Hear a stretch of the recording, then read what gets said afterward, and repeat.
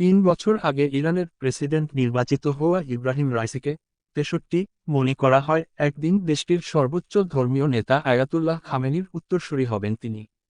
রোববার আজারবাইজান সীমান্তবর্তী এলাকায় জলাধার প্রকল্প উদ্বোধন শেষে ফেরার পথে তাকে বহনকারী হেলিকপ্টার বিধ্বস্ত হয়েছে। ওই হেলিকপ্টারে তার সঙ্গে ইরানের পররাষ্ট্রমন্ত্রী হোসেইন আমির আবদুল্লাহিয়ান সহ কয়েকজন জ্যেষ্ঠ কর্মকর্তাও ছিলেন। তাদের পরিণতি কি হয়েছে সে বিষয়ে এখনও নিশ্চিত যায়নি। দুর্ঘটনা কবলিত হেলিকপ্টারের সন্ধানে তৎপরতা চালাচ্ছেন উদ্ধারকর্মীরা।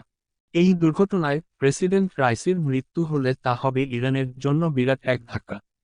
দীর্ঘদিন ধরে ইসরায়েল ও যুক্তরাষ্ট্রের সঙ্গে বৈরী সম্পর্ক চলে আসছে ইরানের।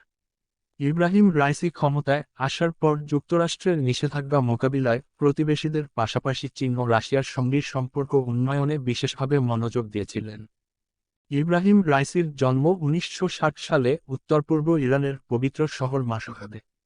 মাত্র 20 বছর বয়সে তিনি তেহরানের পার্শ্ববর্তী শহর কারাজের প্রসিকিউটর জেনারেল নিযুক্ত হন। 1989 থেকে 1994 সাল পর্যন্ত রাইসি তেহরানের প্রসিকিউটর জেনারেলের দায়িত্ব পালন করেন।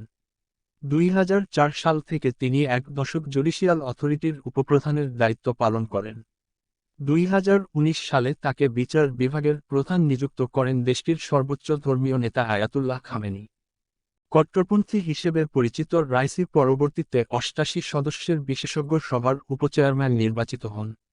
সর্বোচ্চ ধর্মী নেতা নির্বাচন সহ বেশ কিছু গুরুত্বপূর্ণ দায়িত্ব পালন করে এ সভা। 2021 সালে দ্বিতীয় দফায় নির্বাচন করে ইরানের 8ম প্রেসিডেন্ট নির্বাচিত হন ইব্রাহিম রাইসি।